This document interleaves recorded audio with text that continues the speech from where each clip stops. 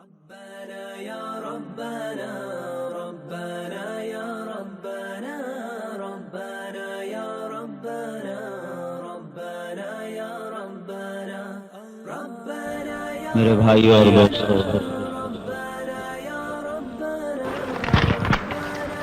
اسلام کیا ہے؟ ایک صحابی نے پوچھا یا رسول اللہ ما الاسلام؟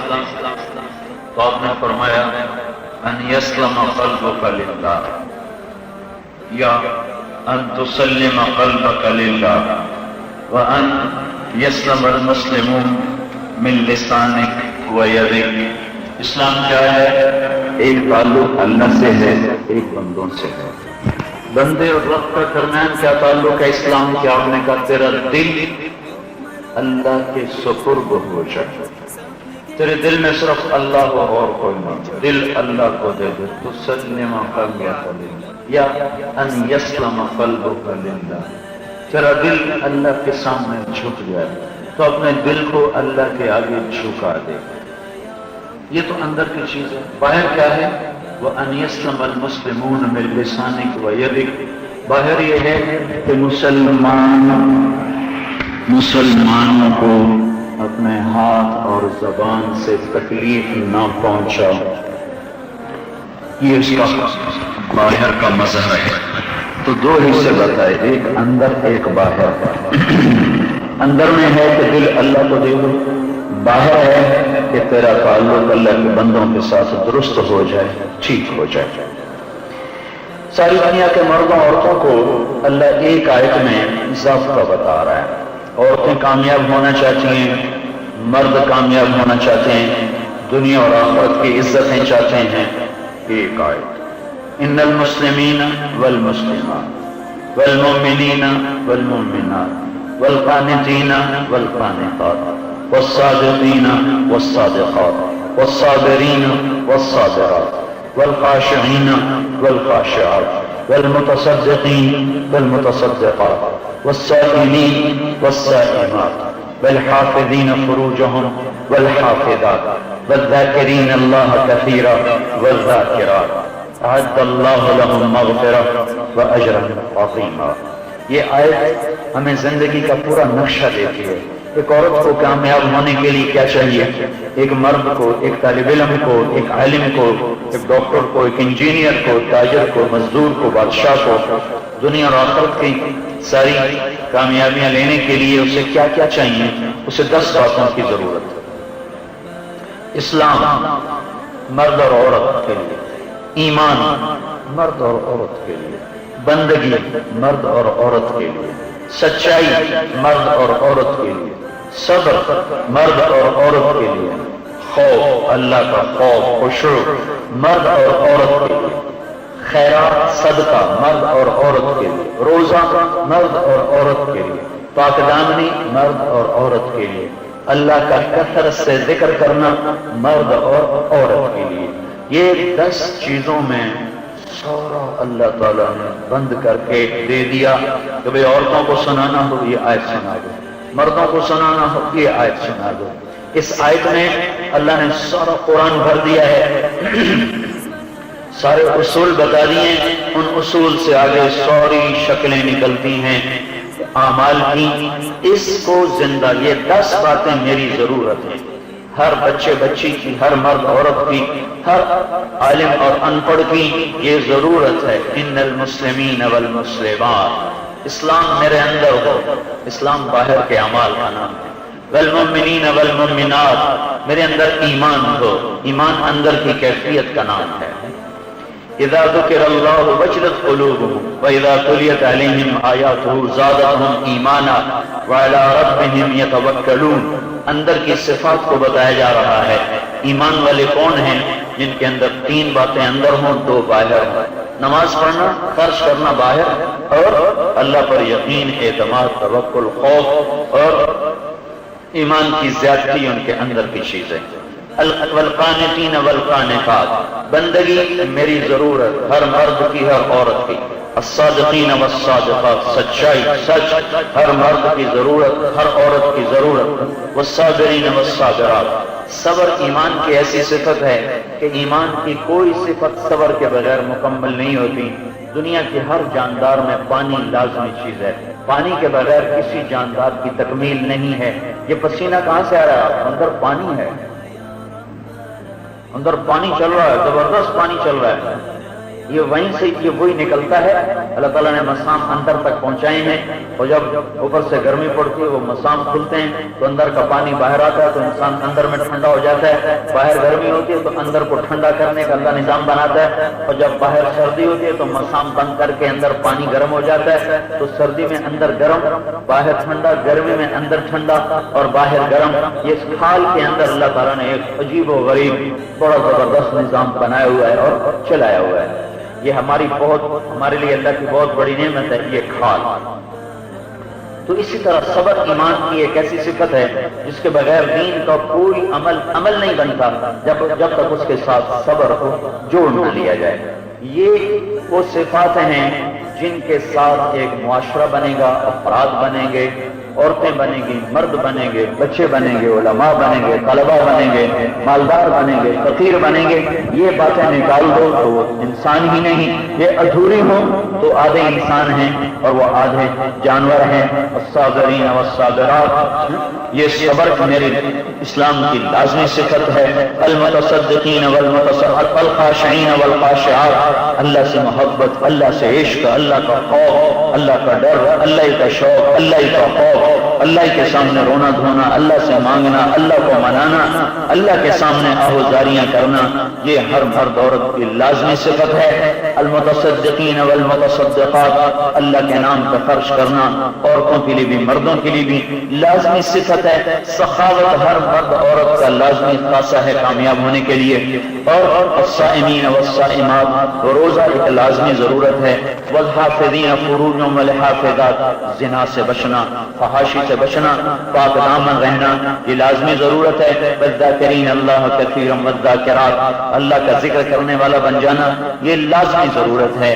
یہ باتیں ہر مسلمان اپنے اندر پیدا کرے گا تو وہ کامیاب ہے، نہیں کرے گا ناکام ہے۔ ان چیزوں کو پیدا کرنے کے لیے حکومت ناکام ہے، ساری طاقت ناکام ہے، لالچ ناکام ہے۔ یہ صفات ایمان کے نور سے پیدا ہوتی ہیں۔ نور اللہ روشن کرتا ہے تو روشنی پھیلتی ہے، اللہ نور بجھا دے۔ اب حکومت میں یہ طاقت نہیں کہ معاشرے میں یہ 10 باتیں پیدا کر کے دکھا دے۔ اس پنکھے کی تار کو ہم کاٹ دیں تو اب اسے یہ چلے گا نہ، طلبہ کی رات کی تہجد سے چلے گا، اور نہ منت خوشامد سے چلے گا، نہ ڈنڈے سے چلے گا۔ اور چلنے کا تیری ٹھکائی کرتے رہو، اس کو دھمکیاں دیتے رہو، نہیں چلے گا۔ پھر منتیں شروع کر دی، آپ چل پر تیری بڑی مہربانی، آپ چل پر تیری بڑی مہربانی، یہ نہیں چلے گا۔ کیوں؟ اس کے اندر کی طاقت ختم ہو چکی ہے۔ اور اندر کی طاقت پیدا کر دو، پھر اشارہ کرو، ٹھک چلے گا، ٹھک بند، آپ کا اشارہ سمجھے گا، وہ اشارے پہ اٹھے گا، اشارے پہ کھڑا ہو جائے گا۔ یہ طاقت پیچھے سے کاٹ دی جائے گا، آپ اس کی منت کرو نہیں، خوشامد کرو نہیں، دھمکی دو نہیں۔ ایسے ہی یہ صفات حکومت کے نافذ کرنے سے نہیں آتی۔ حکومت صرف شریعت کے حدود نافذ کر سکتی ہے یا عدالتوں میں شرعی قانون نافذ کر سکتی ہے۔ صفات کیسے نافذ کرے؟ تقویٰ کیسے نافذ کرے؟ اور اندر کے نور کے بغیر یہ گاڑی چلتی نہیں ہے، اور اندر کا نور اپنی طلب کے بغیر اللہ دیتا نہیں ہے۔ حکومت کہے کہ نماز پڑھو، ٹھیک ہے نماز پڑھو۔ میں مدینہ منورہ میں 3 سال پہلے کی بتا رہا ہوں، مجھے ڈیرہ غازی خان کا ایک نوجوان ملا، کہا میں 10 سال سے یہاں، 10 سال سے، اور 10 سال سے میں بغیر وضو کے نماز پڑھ رہا تھا، چونکہ وہاں وہ حکومت کی پابندی ہے نماز پڑھنے۔ اور اکثر تو ایسا ہوتا تھا کہ میں آ کے احتیاط میں شریک ہو جاتا تھا، اور جب امام سلام پھیرتا میں سلام پھیر کے باہر چلا جاتا تھا، اور اگر کبھی مجھے آنا پڑ جاتا پہلے تو میں بن وضو کے آ کے پڑھتا تھا۔ مدینہ منورہ، مسجد نبوی، اللہ کے محبوب کا وہاں قیام، یہ ساری چیزیں اس کے اندر میں شمع ایمان کو جلا نہ سکی، تو وہ مسجد نبوی میں بغیر وضو کے نمازیں پڑھتا رہا۔ پھر اس کو کچھ ماحول ملا، کچھ بیان سننے کو ملے، پھر اس نے توبہ کی، پھر اس نے داڑھی بھی رکھی، پھر وہ نمازی بھی بن گیا، پھر وہ اللہ کی راہ میں نکلنے والا بھی بن گیا۔ شمع روشن ہوئی تو از خود راہیں تلاش کر لی، شمع بجھی تھی، اور ایک میں نے اپنی آنکھوں سے دیکھا میں عربوں میں بیان کر کے واپس آ رہا ہوں، عصر کی اذان ہو چکی، وہاں عصر کی اذان مس لیول پر ہوتی، میں زور سے عصر بیان کر کے یوں آ رہا ہوں، اور سامنے ایسے مسجد نبوی ہے، یہ بازار، اس بازار ساتھ لگا ہوا تھا، تو وہ اذان ہوئی تو پولیس آ گئی، الصلاۃ الصلاۃ الصلاۃ، چلو چلو چلو نماز نماز۔ تو ایک لڑکا اٹھا دکان پہ جو بیٹھا تھا، اس نے یوں شٹر کو گرانا شروع کیا ایسے، اور پیچھے مڑ کے سپاہی کو دیکھ رہا ہے، سپاہی آ رہا ہے آ رہا ہے آ رہا ہے، پھر اس نے یوں دیکھا وہ آگے گزر گیا، تو اس نے شٹر نیچے کر کے خود اندر گھس گیا اور دکان کا شٹر بند کر کے اندر بیٹھ گیا۔ سامنے مسجد نبوی ہے جہاں لوگ لاکھوں روپے خرچ کر کے نماز پڑھنے آئے ہیں، اور وہ ایک فرلانگ طے کر کے نماز پڑھنے کو نہیں جا رہا کہ یہ حکومت کے بس میں نہیں ہے کہ لوگوں کو ایمان پہ کھڑا کر دیں۔ حکومت ظاہری ڈھانچہ قائم کر دے گی، حدود نافذ کر دے گی اور شرعی قوانین نافذ کر دے گی، لیکن اولاد کو ماں کا فرما بردار نہیں بنا سکتی، اولاد کو باپ اور ماں کا خدمت گزار نہیں بنا سکتی، وہ میری زبان پر سچائی کو لاگو نہیں کر سکتے، میری نظر کی آوارگی پہ کوئی پابندی نہیں لگ سکتی، دنیا کی کوئی طاقت میری نظر کو جھکانے پہ مجبور نہیں کر سکتی جب تک اندر میں طاقت نہ ہو، اور اندر کے اندھیرے میں مجھے کوئی نہیں ہے حکومت جو مجھے اللہ کا خوف دلا کر مجھے مسلح پہ کھڑا کر دے اور مجھے برائی سے بچا لے۔ لہذا لہذا لہذا بھائیو، صرف ایک ہی کام ہے جس سے یہ صفات زندہ ہوتی ہیں، وہ نبی والا کام ہے، وہ نبی والی دعوت ہے جو 9.25 نبیوں نے محنت کر کے ان صفات کو زندہ کیا۔ یہ کام نبیوں سے ہوا، نبیوں نے آ کر براہ راست دل کو محنت کا موضوع بنایا، دل پر محنت کی، اس سے لوگوں کے اندر بیداری پیدا ہوئی اور ان کے رخ اللہ کی طرف پھرنا شروع ہوئے۔ میں نے رات میں کہا تھا معجزات سے لوگ ایمان نہیں لائے الا قلیل، لیکن نبیوں کے قربانیوں پر، رونے دھونے پر اور ان کے اخلاق پر دلوں کے دل فتح ہوئے اور قوموں کی قومیں مسلمان ہوئیں۔ معجزات اور کرامتوں کو دیکھ کر الٹا اور انکار کر دیتے تھے، کوئی اکا دکا واقعات ہیں کہ لوگ ایمان لائے، لیکن جب پورا مجمع ایمان لے آئے ایسا نہیں ہے، ایسا نہیں ہے۔ وہ انبیاء کی قربانی اور ان کی محنت اور ان کی جوہر اور ان کا رونا دھونا اور ان کے اخلاق اور درگزر اور حلم اور چشم پوشی اور سخاوت اور دریا دلی اور فیاضی اور رات کے آنسو اور آہیں، یہ وہ اسباب ہیں جنہوں نے دلوں کو مسخر کیا اور لوگوں کا رخ اللہ پاک کی طرف پھرتا چلا گیا۔ جب دل کا رخ اللہ پاک کی طرف پھر جاتا ہے تو پھر وہ ہدایت کا کچھ چراغ بنتا ہے اور اس سے چراغ جلتے ہیں، پھر یخرجون من کل غبراء مظلمہ، اندھیروں سے وہ پار ہو جاتے ہیں، اندھیرے ان کے لیے روشنی میں تبدیل ہو جاتے ہیں۔ ان صفات پہ آنا ایک فرد کی بھی ضرورت ہے، معاشرے کی بھی ضرورت ہے، ان پر لانے کے لیے ہر آدمی کو ذاتی کوشش کی ضرورت ہے، یہ نافذ کرنے سے نہیں ہوگا۔ موٹی سی مثال ہے کہ یہ پنکھا نافذ کرنے سے نہیں چلے گا، تربیت کے بغیر نہیں ہو سکتا، تربیت ضروری ہے، تربیت ضروری ہے۔ یہ مختلف مجمع بیٹھا ہوا ہے، اس میں طلبہ بھی بیٹھے ہوئے ہیں، عوام بھی بیٹھے ہوئے ہیں۔ یہ مولانا کریم بخش صاحب کہیں ہاں بھائی سارے عوام کل تک دورہ حدیث کی ساری کتابوں کے پڑھنے والے بن جاؤ، ہر آدمی کو فی کس 10 کروڑ روپیہ انعام دیا جائے گا، اور عوام اعلان کرے کہ سارے طلبہ کل تک MBBS کی ڈگری پاس کر لو، ہر طالب علم کو 10 ارب روپیہ انعام دیا جائے گا، یہ ہو جائے گا۔ برعکس اب سارے لوگ سن لو کل تک دور حدیث والے بن جاؤ ورنہ گردنیں اڑا دیں گے، یہ ہو سکتا ہے؟ یہ سارے عوام دو مولوی صاحبان کل تک سارے تم انجینئر بن جاؤ ورنہ گردن اڑا دیں گے، ہو جائے گا؟ نہیں، کیوں؟ یہ تو محنت ہے، ایک زندگی کا سفر ہے، ایسے تھوڑے نافذ کرنے سے ہو جائے گا کہ ہمارے ہاتھ میں طاقت دو ہم دین نافذ کر کے دکھا دیں، ہم اسلام زندہ کر کے دکھا دیں۔ تربیت کے بغیر نہیں ہو سکتا۔ مربی اللہ کا رسول اور متعلم صحابہ کی ذات، اور حضرت عائشہ رضی اللہ تعالیٰ عنہ مسلم شریف کی روایت فرماتی ہیں اللہ تعالیٰ نے پہلے حلال حرام کو نہیں اتارا، پہلے دل کو نرم کرنے والی آیات کو اتارا۔ اگر اللہ تعالیٰ مکے میں کہتا زنا نہ کرو تو یہ انکار کر دیتے، اللہ تعالیٰ مکے میں کہتا شراب نہ پیو تو یہ انکار کر دیتے۔ اللہ تعالیٰ نے پہلے زمین بنائی، پہلے استعداد پیدا فرمائی، پھر آہستہ تدریجاً اللہ تعالیٰ احکام کو لے کر آئے۔ کتنی حکمت کے ساتھ اللہ نے شراب کو بند کیا ہے۔ پہلے کہا یسألونک عن الخمر والمیسر، قل فیہما اثم کبیر ومنافع للناس واثمہما اکبر من نفعہما. شراب کی برائی بٹھائی. اللہ رب ہم بندے وہ کہتا شراب بند، آج کے بعد کوئی نہیں پیے. اللہ اللہ ہو کر اور آگے بندے صحابہ جیسی ہستیاں ہیں. اللہ کیسے ترتیب سے لا رہا ہے. بھائی شراب کے بارے میں پوچھ رہے ہو، شراب بڑی بری چیز ہے. کچھ نفع بھی ہے پر نفع تھوڑا ہے، نقصان زیادہ ہے. یہ اتنی بات قانون میں ڈالی کہ شراب بری چیز. کچھ دن گزرے، دوسرا حکم آیا، لا تقربوا الصلاة وانتم سکارى. جب تم نے نماز پڑھنی ہو تو شراب نہ پیا کرو. 5 وقت شراب بند کر دی. جب تم نے نماز پڑھنی ہو شراب نہ پیا کرو. 5 وقت بند ہو گئی. پھر جب اس پر پکے ہو گئے تو تیسرا حکم آیا، هل انتم منتهون، هل انتم منتهون. اب چھوڑتے بھی نہیں چھوڑتے. انما الخمر والمیسر والانصاب والازلام رجس من عمل الشیطان فاجتنبوه لعلكم تفلحون. انما يريد الشيطان ان يوقع بينكم العداوة والبغضاء في الخمر والميسر ويصدكم عن ذكر الله وعن الصلاة فهل انتم منتهون. اب آئی ہے، چھوڑ دو گے نہیں چھوڑ دو، چھوڑ دو گے نہیں چھوڑ دو. لیکن اتنے حکم کو دینے سے پہلے بھی اللہ پاک نے پوری زمین بنائی کہ اے ایمان والو یہ شراب، یہ جوا، یہ انصاب، یہ اسلام، یہ گندگی ہے، گندگی، رجس، غلاظت ہے. فاجتنبوہ، بچ جاؤ، کامیاب ہو جاؤ گے.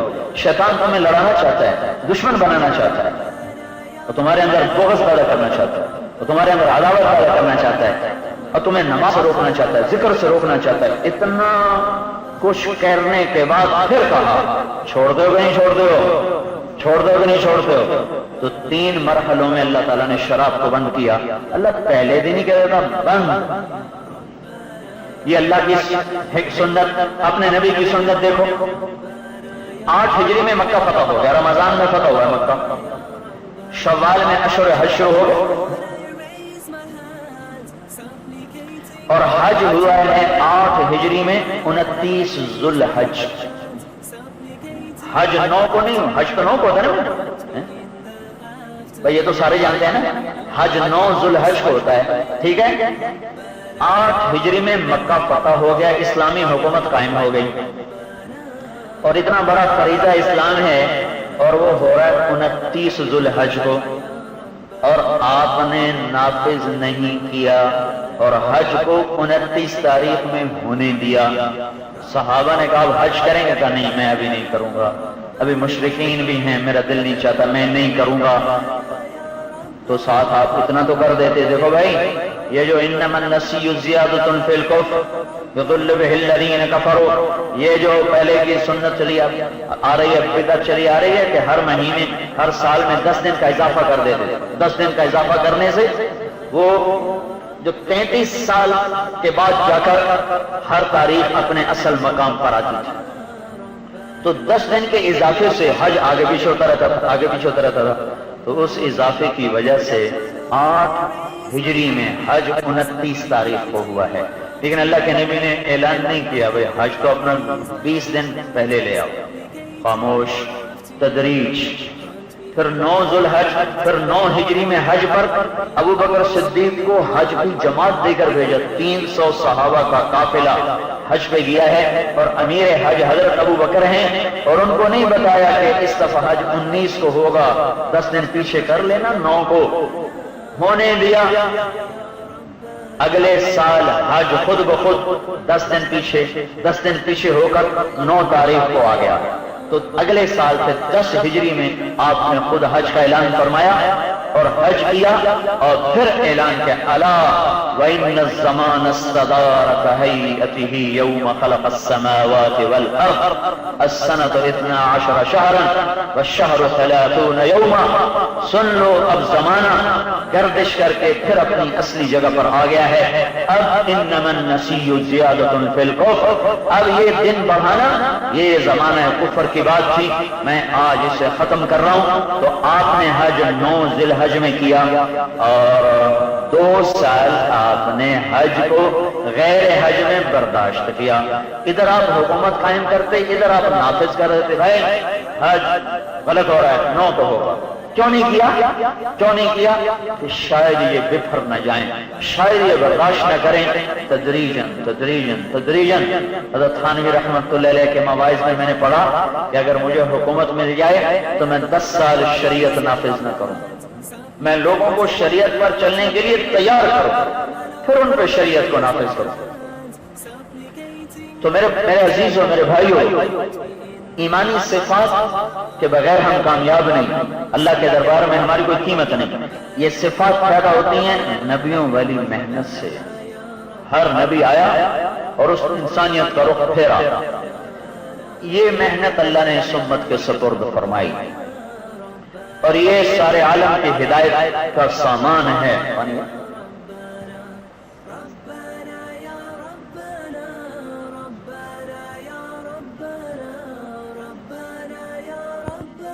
ایک گدھے پہ سوار ہوا کرتا تھا، تو وہاں سے یہ اونٹ پر آیا، کچر پر آیا، پھر گھوڑوں پر آیا، پھر وہ موٹر پر آیا، پھر ریل پر آیا، پھر جہاز پہ سوار ہو گیا، پھر راکٹ پہ سوار ہو گیا. یہ انسانی فطرت جستجو ہے، خوب سے خوب کی تلاش، خوب سے خوب کی تلاش.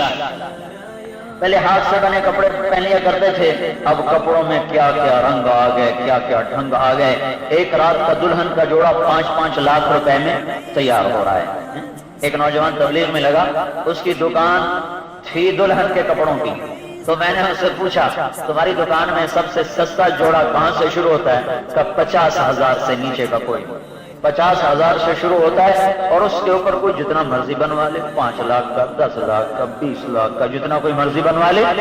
تو یہ انسان کی جستجو ہے خوب سے خوب تر کی جستجو. یہ اس کو آگے بڑھاتی ہے. یہ مسجد اگر ویسے ہی کھڑی ہوتی تو کیا یہاں نماز نہیں ہو سکتی تھی؟ یہ ٹائلیں کیوں لگائیں؟ یہ رنگ کیوں کیا ہے؟ یہ خوبصورت شیشہ کیوں لگایا ہے؟ میں اپنی فطرت سے مجبور ہوں. اللہ نے انسان میں خوب سے خوب تر کی تلاش رکھی. یہی تلاش اس کو پھر اگر اللہ کی طرف پھر گئی تو یہ منزل پہ آ گیا، اور اگر یہ دنیا کی طرف پھر گئی تو یہ ہلاک ہو گیا. تو اب اللہ اپنی ذات کے بارے میں کہتا فتبارک اللہ احسن الخالقین، تیرا رب سب سے حسین خالق. اللہ اپنے فیصلے کے بارے میں کہتا ہے من احسن من اللہ حکما، تیرا رب فیصلوں میں سب سے خوبصورت، تیرا رب خالق ہونے میں سب سے خوبصورت. پھر پتہ چلا کہ اللہ اپنی ذات میں سب سے حسین ہے. پھر اللہ نے جب ہمیں بنایا تو کہا لقد خلقنا الانسان فی احسن تقویم، تم میری مخلوق میں سب سے خوبصورت ہو. پھر جب اللہ تعالیٰ نے ہمیں اسلام عطا فرمایا تو اللہ تعالیٰ نے ہمیں خوشخبری سنائی من احسن دینا ممن اسلم وجہہ للہ. اے میرے بندو، تمہارا دین اسلام سب سے خوبصورت دین ہے. جب اللہ نے ہمیں کتاب عطا فرمائی تو پھر اللہ نے ہمیں خوشخبری سنائی اللہ نزل احسن الحدیث. اے امت محمد، تمہاری کتاب سب سے خوبصورت کتاب ہے. تمہاری کتاب سے زیادہ کوئی خوبصورت کتاب کوئی نہیں. اللہ تعالیٰ نے ہمارے نبی کی حسن و جمال کی طرف اشارہ کیا تو کہا من احسن من اللہ صبغہ، من احسن من اللہ صبغہ. اس کی ایک تفسیر جو میرے دل کو لگتی ہے، اس سے مراد صبغہ رنگ، اللہ کا رنگ، وہ رنگ حضرت محمد صلی اللہ علیہ وسلم کی ہستی ہے کہ اس کے رنگ میں رنگو، اس کے رنگ میں رنگو، اس کے ڈھنگ میں ڈھلو تو اللہ تعالیٰ تمہیں سب سے حسین بنائے گا. تو ہمارا نبی سب سے احسن، اللہ سب سے احسن، اسلام بھی احسن، قرآن بھی احسن، انسان بھی احسن تقویم بن گیا. پھر اللہ نے جب ہمارا پرچہ